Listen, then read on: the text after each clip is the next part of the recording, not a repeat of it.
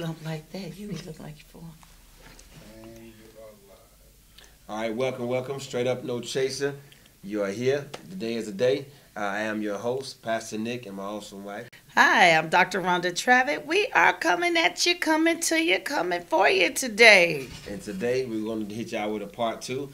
We actually had a great time on last week. We were able to address and discuss a lot of things. So we're going to stick with the same topic that we talked about last week. So this will be part two of divorce. Everyone that's tuning in, we ask you please call in 770-988-6461. And we ask you if you have any questions, we'll provide answers. And once again, if that's you that's on the verge of going through this, then we can possibly give you some clarity. And, who knows? God will probably intervene. But in the meantime, we've introduced ourselves. Starting on my left, we'll have our panel to reintroduce themselves. I'm Jackie Jackson. I'm Candace Daly. I'm Ebony. All right, so there you have it. So again, we're talking about divorce tonight. Please go to Facebook, hit your share button, and let everybody know. I believe you can also tune in via YouTube. And so we're going to get into a nice topic. Call in 770-988-6461. Yes. Okay. So what are we going to talk about today? Divorce. Where we start? I think, first of all, we'd like to find out how long everybody on the panel was married. For myself, 24 plus years. 10 years. 2 years. Okay. So we have a very diverse panel tonight again. Yes, we do. And so, just to do a little recap from last week, finding out how long everybody was married. At what point in the relationship, after 20 years and 10 years and 2 years, did you realize enough is enough, or it's time to walk away? Well, for myself, I knew it was time to walk away when my ex was on drugs, and that started to affect my home life and my kids, and I knew then this just wasn't going to work. It was going to go nowhere fast. Mm-hmm. Okay. Drugs. So, that'll do it. Yes. That'll do it. Okay. Wow. After 25 years, how long was he on drugs before you found out that he's on drugs? I suspected, but I wasn't quite sure. And I think he was on drugs like maybe 2 or 3 years before I actually said, yeah, this is what it is. Because he kept saying, no, I would never, he would talk about his friends that was on drugs. And I don't see how they could do that. But he himself at that time truly was on drugs. Can you give women a sign, just from that experience? Because I know some people that are dealing with certain things. Can you give us signs of a person, a relationship in the marriage where that spouse is on drugs and we're in denial, or we don't believe it, or maybe we just it never came across our minds? Just little tad bits. It may not be, for everybody, but just signs and symptoms. For me, when he became very, I'm not going to say manipulative, but he became very sneaky and very cunning.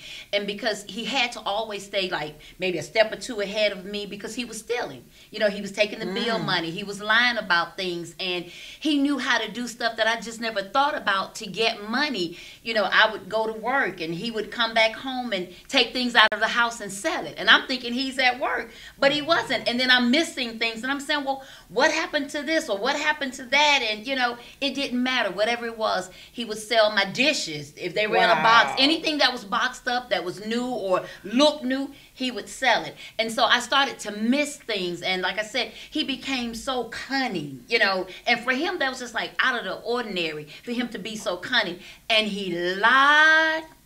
My God, he lied. Just about anything. About any and everything, Okay. And then I could tell I could tell because his speech. And he started to like smack his mouth a lot, like he had to dry mouth. I know that sounds crazy, but for me, that was a sign, honestly, because it's like you're talking to somebody and all the time. He's like, well, what's wrong with you? Do you need some water? But I noticed everything. And for me, that was a huge sign. That's a huge sign. Yeah. All right. That's some good advice. And, you got to pay attention in this dispensation because people are really trying to numb their pain. or numb their anger or numb their frustrations. And so, that we're on a high epidemic of opiates and everything else in this season. So that's very good information to know. Miss Candace Daly, tell us at what point you knew that it was time to walk away after 10 years. Okay, so our story was a little different because my husband and I married, divorced, and remarried. So this was the second go round. And we were never totally estranged because we had children. So we were always, even when we lived in different states, we would travel frequently so the kids would always be able to see him. But my signal was when the communication was just dysfunctional. Like it was like living in a house with a roommate that maybe you found in the newspaper. So it wasn't wow. It sounds really bad. But it wasn't like even a roommate, like a friend. You know what I mean? Yeah. A roommate, friend, buddy. This was like a stranger on both ends. Like my husband and I, we never got to the point where you hear married couples say, my husband can look across the room and know what I'm thinking. We never got to even that level of, I know you, you know me. We were cordial, but as the kids began to get bigger, in my mind, I'm thinking this is absurd. Like this is not a life. And when you just rather be anywhere else but home. And it was on both ends. Like, I drive around the block, and not come home. Or, he would go to the grocery store and it's an hour later and I call, he's reading comics at the Publix. You know what I mean? It's like, okay, somebody got to come home. And really for me, we had been married before, and I think we both thought that it was the external situation around us that made the marriage not work. So this time in my mind, I'm thinking we're in a different place around different people, a different church, it's going to work. But when it became evident that none of those different variables made a difference, wow, that's when I'm like, what's the point? Because we're reliving this and, different situations, same story. So how was that during the courtship? Were you friends during the courtship? Was there sparks? Was there flames during the courtship? Or did it just sizzle out? Yeah, there was infatuation, and there was, I think, on the part of both of us, a feeling that we were getting old. I remember him saying, I never thought I would be this age getting married. Like, I think we both thought we would, early 20s, right out of college or in college, find the person. And, I was 27. I turned 28 right after I got married. And my husband was like 2 years older than I am. So I think that was a lot of the driving force. We were around friends that were getting married. Like everybody was getting married. And this is no blame. This is no, but we were in an environment where marriage was encouraged. It's funny. Marriage was encouraged because I believe married couples were more stable. So we were all young college people, coming out of college, single. So in an environment where, you're trying to build a community, trying to build a ministry, married couples are more stable. And so there was a lot of marriage. I don't know what the other people's stories were, but I know I'm looking at everybody's getting married. I'm getting older. We had a few things in common that seemed to encourage us and the people around us to say, y'all be a good couple. Y'all got this in common. And we were like, yeah, we do. We do have these things in common. But we started dating like in the end of January. We got engaged in March and got married in August. Oh, wow. So that was, and before that, we were acquaintances. So it wasn't like this was a friend from school or, a college friend. This was an acquaintance. And we had been together in a group setting, but we never got to be like real friends. So age factor, and then for lack of a better word, peer pressure, or the power of suggestion, that, okay, you guys are great. And then along with, the age, it's like, okay. Right. Okay. And then I had come out of before that, I had been in a long relationship that I thought would have ended in marriage, and it didn't.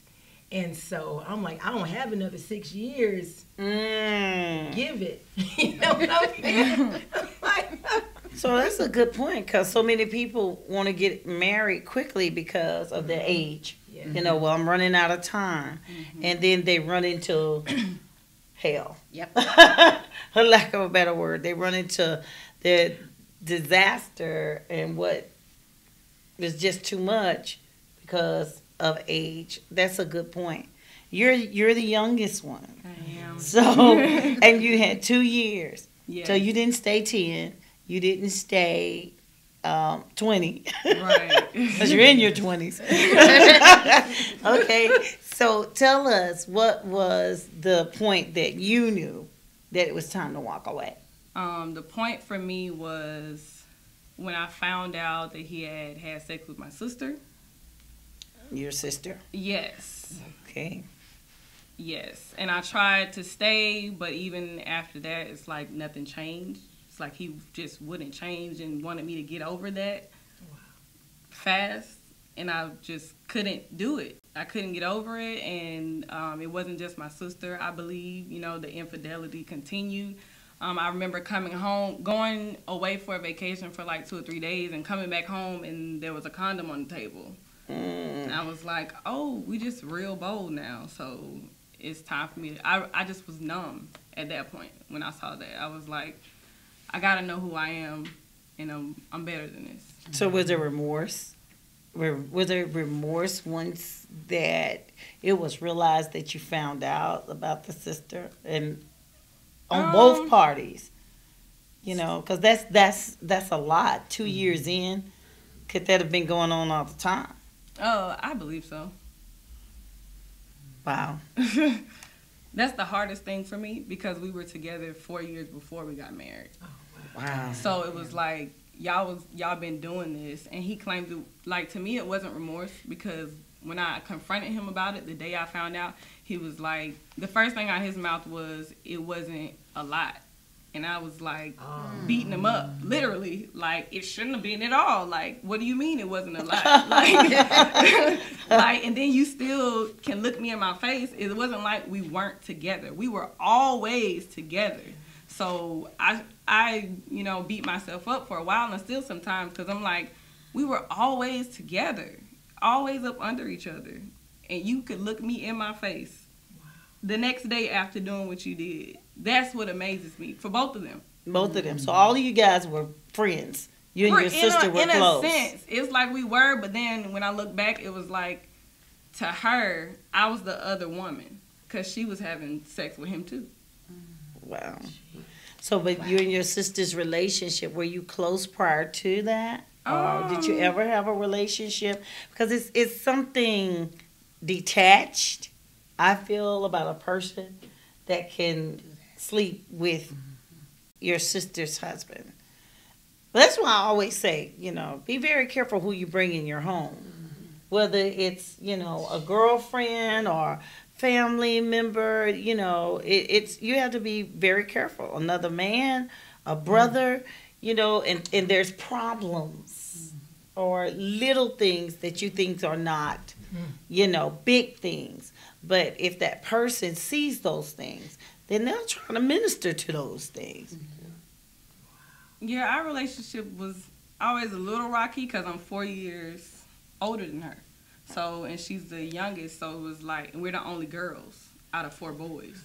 So it was like everything I did, she wanted to do, but it was like, you're not old enough to do what I'm doing. Okay. You're not old enough to be around my friends. Like, I don't want you around us or around me all the time. So there was always competition. Yes. And when you all went through this, everybody was in the church. This is a church program, so we don't want to think that this is not happening in the church. Yes. Everybody was in church. You and your husband was in church. Yes. Your husband when Yeah, I was in church. He But was. you were in I church, but- was. okay. Yes. Okay.